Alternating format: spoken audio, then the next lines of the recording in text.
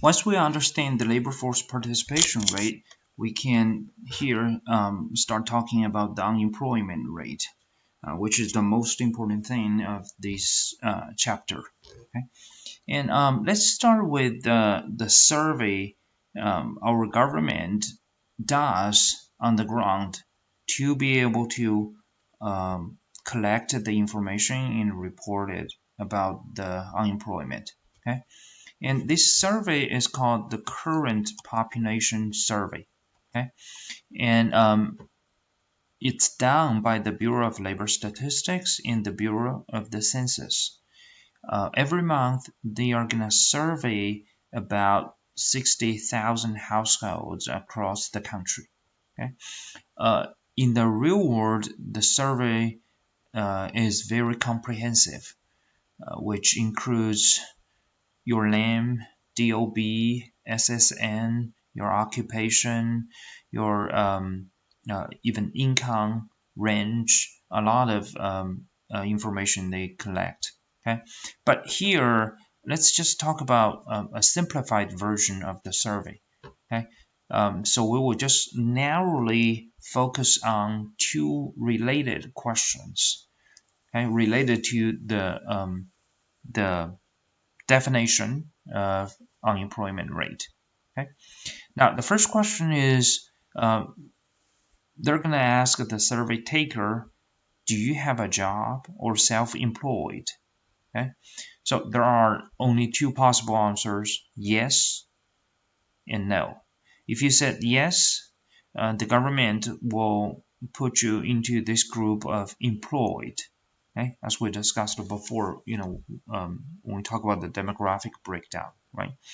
If you said no to this question, you are supposed to answer the second question, which is, are you looking for one?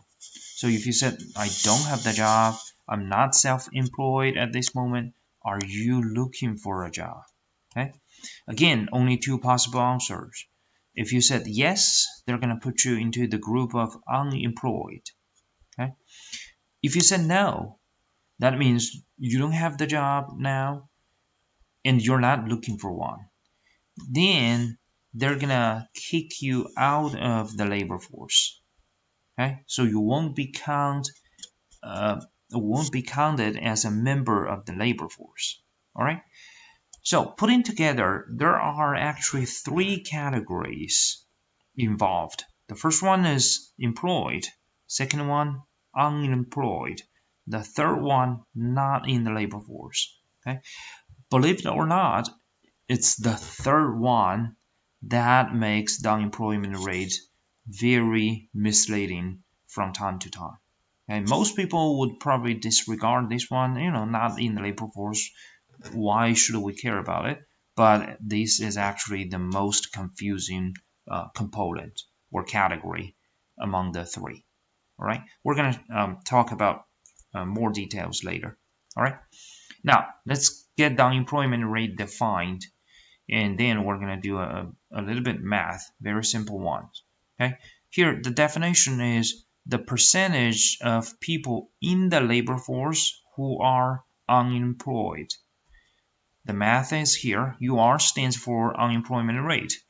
It's number of people unemployed divided by the number of people in the labor force multiplied by 100, again to get the percentage points. Okay, so here I give you another very quick straightforward numerical example. Okay, suppose the population is 220 million people and 130 million people are employed and 20 million people are unemployed, and the working age population is 175 million. What is the unemployment rate? Again, please pause the video and work on the math and figure out what is the unemployment rate here on your own. Okay, now I'm supposing that you already finished your math. Let's check out what the unemployment rate is here. All right, remember we need to put the number of unemployed as the numerator, right? Here, number of unemployed is 20, right? 20 million.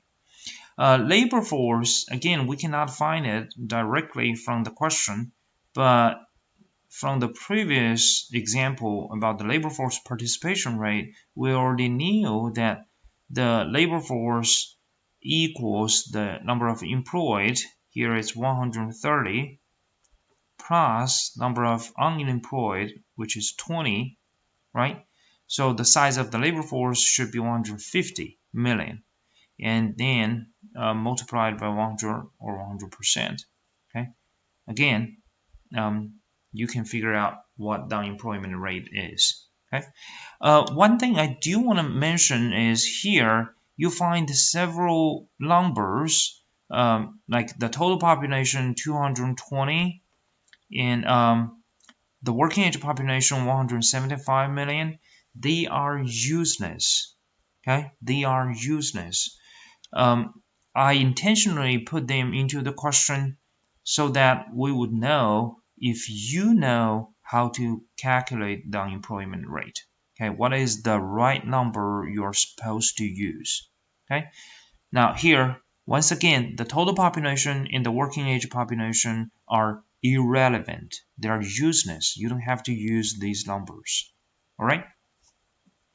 Okay, now in the next video, we're going to talk about why or how the unemployment rate could be misleading. Okay, what's wrong with it?